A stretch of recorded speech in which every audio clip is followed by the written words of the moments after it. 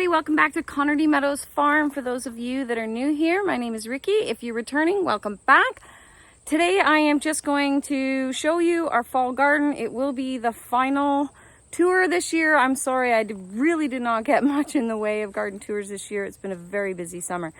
So we are October 5th today, and the Weather Network is saying rain in the forecast basically for the next 2 weeks straight, which means that if I need to get stuff in the garden done, it's today, which means I'm ripping out a lot of the stuff and I'm getting prepped for the winter.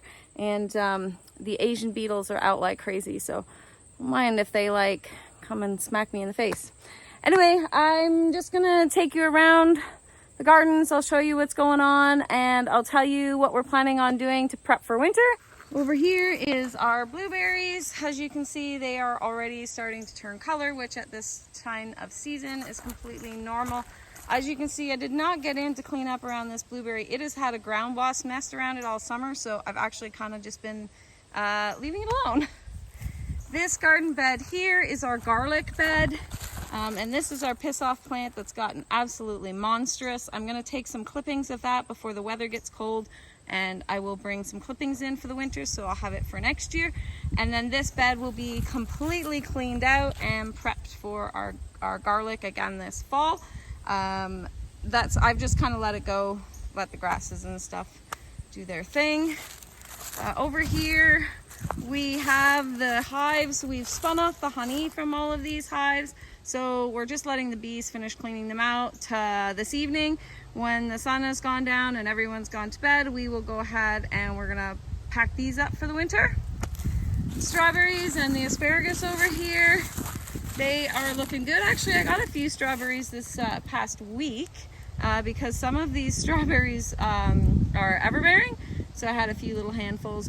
I leave my asparagus fronds until the spring and I'll cut them back then. They just lay down and add a little extra mulch for the strawberries. So that's where we're at with these guys. For those of you that have never seen a piss off plant, so this is what they flower like. They're very interesting flowers, and they smell like skunk or marijuana when you touch the plant. That's why the cats don't like them. And what it does is it helps prevent the cats from using this bed as a litter box. They just stay away. They don't like the smell, so that's why I have it, especially now that the garlic's out of it. That's one of the other reasons why I let the weeds grow, was because it just prevents the cats from using it like a litter box. So as I said, my blueberries are all changing color. This is perfectly normal for this time of year. My rose plants over here will be getting feed tonight so that when the rain comes, they'll be fed for the winter. This is the one I brought with us from our old farm. I do not cut this one back. This one will eventually grow to be over 12 feet tall. And it's shoots that it put out this year, which I've never had it do, are doing really, really well. In the spring, my plan is to dig these shoots up and transplant them elsewhere. This is my modern sunrise. And then I have some lavender here I need to cut back. I'm not going to worry about it right now. I can do that later. And then this rose bush I've got to trim up and heap the soil up around it as well. This is a butter crunch lettuce. I was hoping to get some seeds. I might get a little bit right there. I was purposely letting this go to get some seeds. This one is Grand Rapids. I've already collected piles and piles of seeds, so I'm actually just going to let these ones go in the bed, let them get rained in, and hopefully this will self-seed itself next year. I let this one kind of fly over the edge here. I'm going to weigh it down a little bit, and I want the same thing to happen here.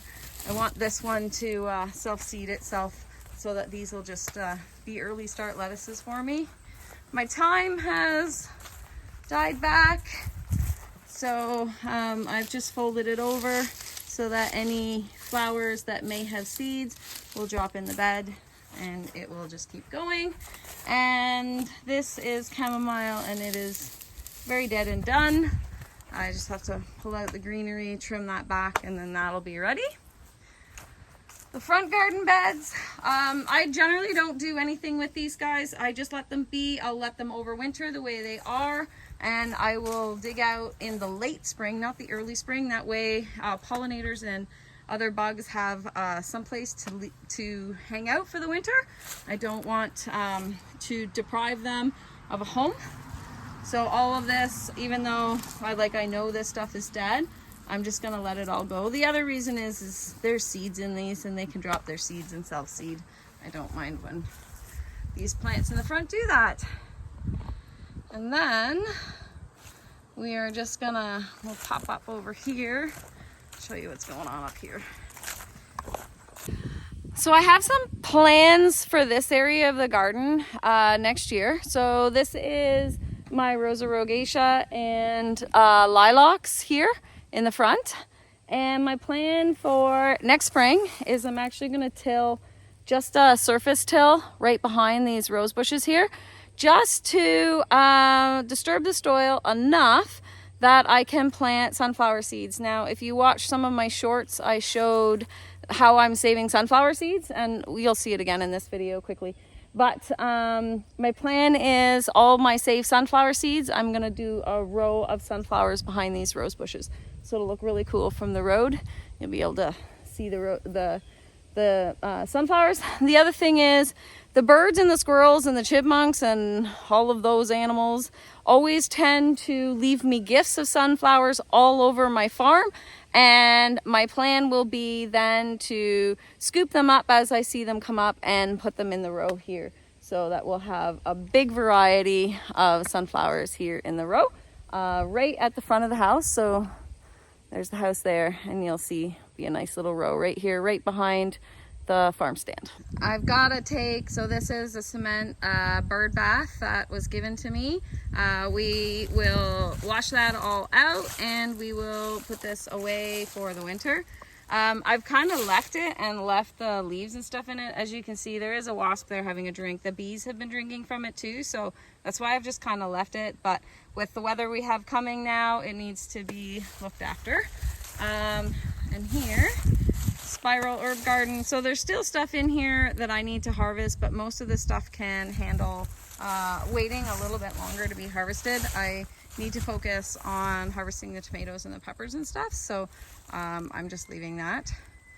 And this garden was dahlias, and then yarrow, and all the other flowers you can see in there. And again, I will not do anything with this. I'm a very messy fall gardener. There's still bees in there getting food, so it's very important to leave this as long as I possibly can and let them overwinter.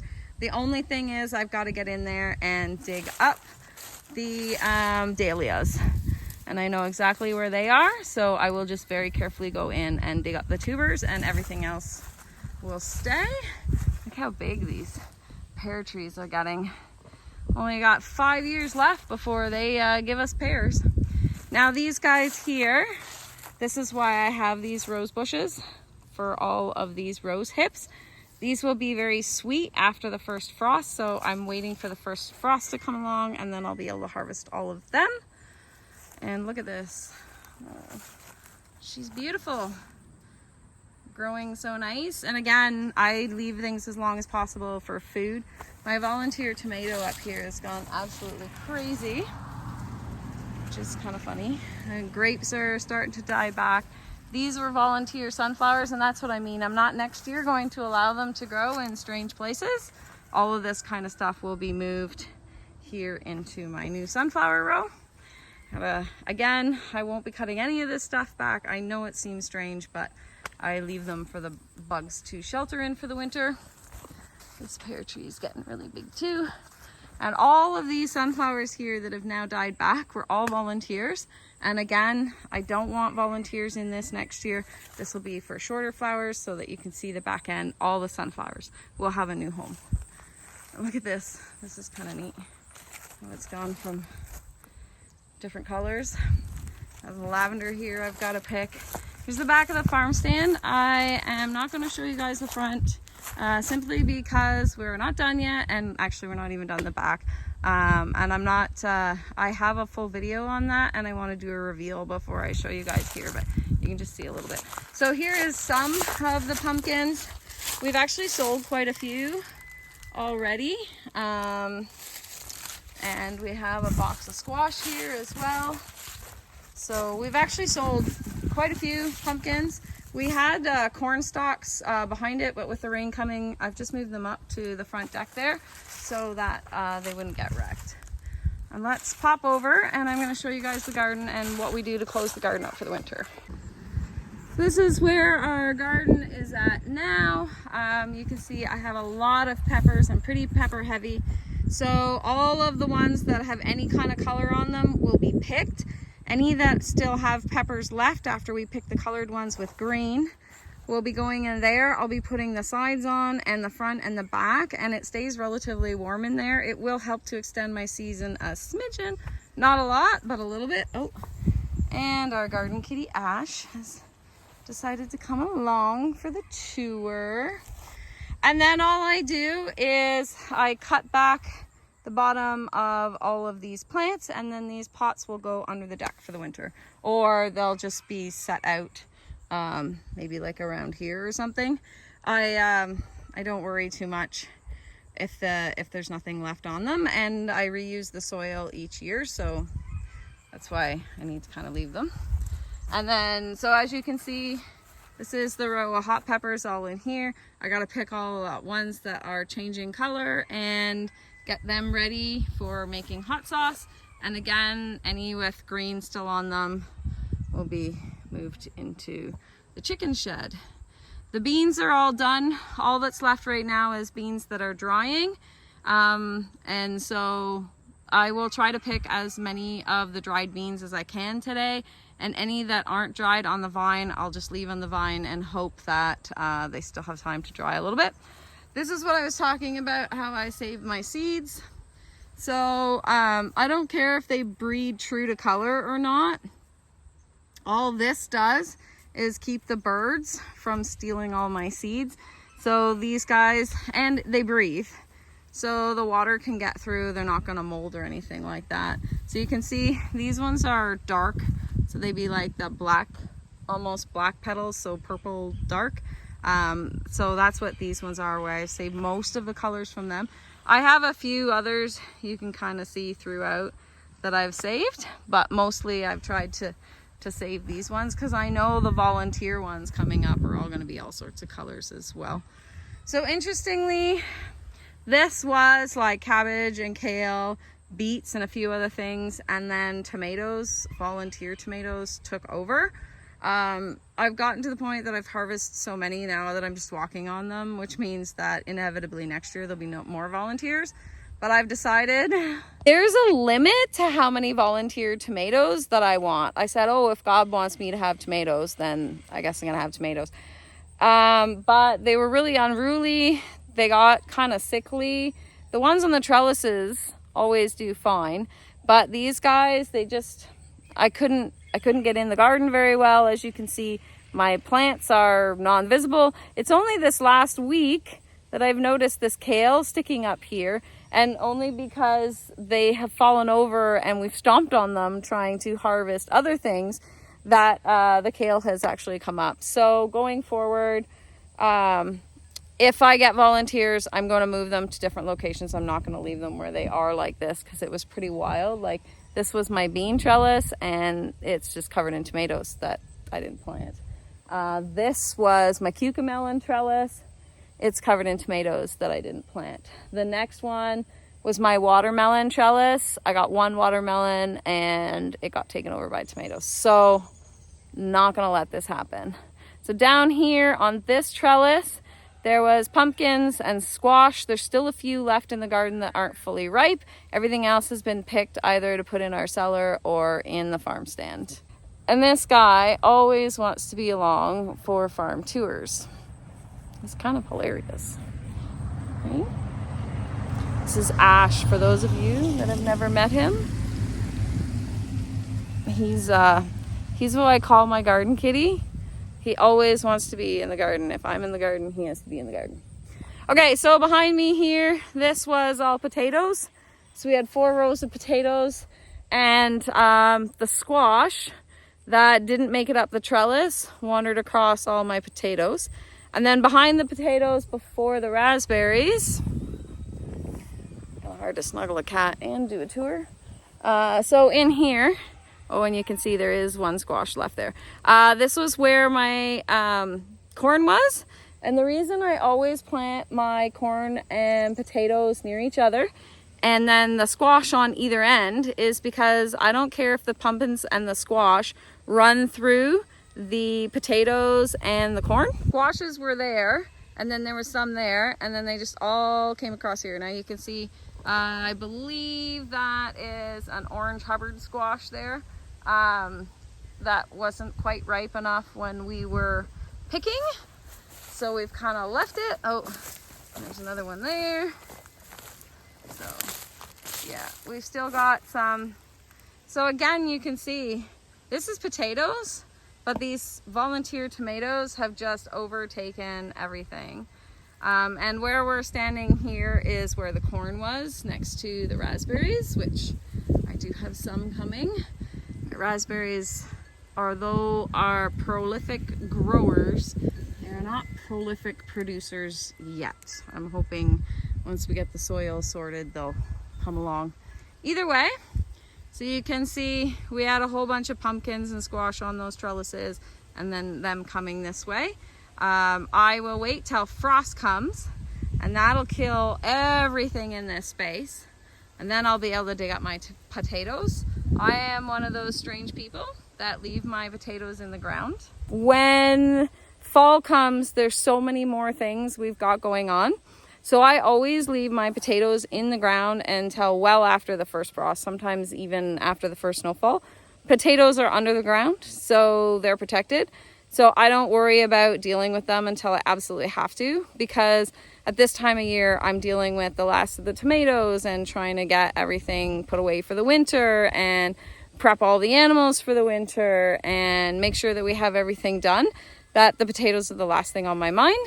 So I wait until then, later, to deal with the potatoes. Once the frost has hit everything and killed everything back, then we go through and we're able to take up the black fabric, which you can't even see. There's so many volunteer tomatoes and stuff. Again, I'm never gonna let this happen again, but this is all a sea of tomatoes. And it's all cherry tomatoes too. But yeah, it's a little crazy. Not suggested. I love volunteers, but there's definitely a limit. So back here behind me are haskaps, and they don't like the heat, so they've died back. Most of them are starting to lose their leaves and stuff now, which the first year I had haskaps, I actually thought that they were all dead. Turns out, no, it's normal. They come back in the spring. I don't do anything else to them. I don't trim them up. I don't do anything. I'll just let them go. In here, we've got all these raspberries. I will again wait until the frost comes, and then these raspberries will be cut back to 18 inches, 2 feet or thereabouts, and then all of the stalks. I will probably save some of the leaves, and then the stalks all get fed to the goats. My lovely flowers. The hummingbirds love these, and it's doing really, really well. I planted that last year. I gotta clean up down around its roots though. I have not been able to go into this row again all summer long because down here has been a ground wasp nest, but it is a busy place in here because all of these flowers for the raspberries are starting now, and the bees are just loving this food source. They're very late coming in, but at least they're coming in. Hopefully we'll get more than a handful of raspberries. We shall see, but it is a hopping place today. It's one of the last foods I think available for these poor guys. So I see wasps, honeybees, bumblebees, carpenter bees, like every kind of bee out there is busy working in this hot spot today, as it's one of the last foods for them. This raised bed is a hot mess, as you can see. The celery I don't need to harvest until much later. The beans are done. Again, I'm gonna be collecting all these seeds. The tomatoes over here, Casey just went ahead and harvested any big tomatoes so the frost can kill these guys off and it's not gonna matter. Oh look, volunteer sunflower, see? And this is the kind of thing that I wanna be able to do. I wanna be able to dig this up and put it in the front there. So you can see garden's kind of dying back. The carrots I treat much like the potatoes. I will not be harvesting them until much later when I have time to deal with them. Got some kale here and some more beans in there. Saving some seeds up here. All these sunflowers I did not plant. They were volunteers again. Last year, one of my celeries stayed overwintered, and then this year it came and went into flower right away, and now it has seeds. So I'm actually going to be able to save some of these celery seeds, which is pretty amazing. I'm pretty excited. I've never saved celery seeds before. So, and the messy part here, you can see. So I have to trim back all of the comfrey underneath all of the trees. I did rip down some of the hops. The hop plant had actually overtaken this fence all the way across there and was up into the chicken coop. So I did trim some of it back and I just left a small amount here. So I'll be able to harvest some of those hops. Comfrey gone wild here. Now there is a chicken coop under there. This was a handful of blackberry plants. Black satin, I believe. And this is what they've done. There is a chicken coop somewhere under there. So I was not expecting this. I knew that I had to trellis blackberries, but I did not realize the severity of how I would have to trellis them. Like, it's climbing up on the roof. But that said, look at this. Look at these beauties down in here coming along. So the shiny ones are a little sour, and the dull ones are the sweeter ones. And the dull ones are the ones when you touch them, they almost fall right off. So I like them both ways, so when I see them black, I just grab them to enjoy them. I want to give you guys a visual. So I'm 5'3", and I mean, if those could extend all the way up, that's crazy, right? So I've been trying to keep these guys all off the ground by purposely taking them and putting them up there, which maybe isn't the right thing to do, but there's the kiwi that we transplanted. It's not been the happiest because we've been in a little bit of a drought, but it is there. Had some volunteer ground cherries grow around it. And then over here was the raspberry blackberry cross, and it's still alive.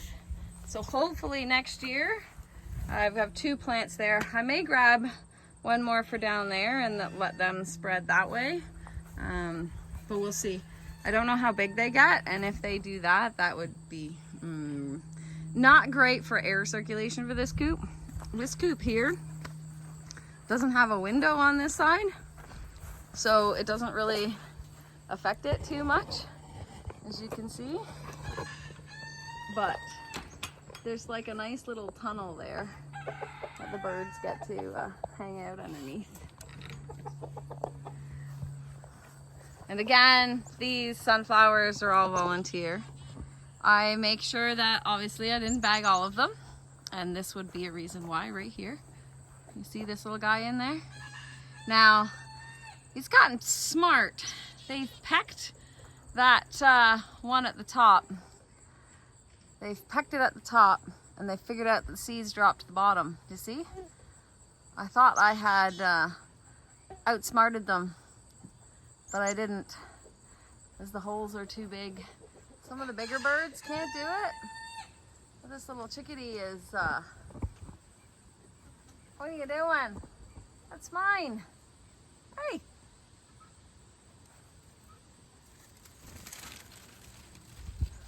Not that that's gonna stop it. It'll be right back.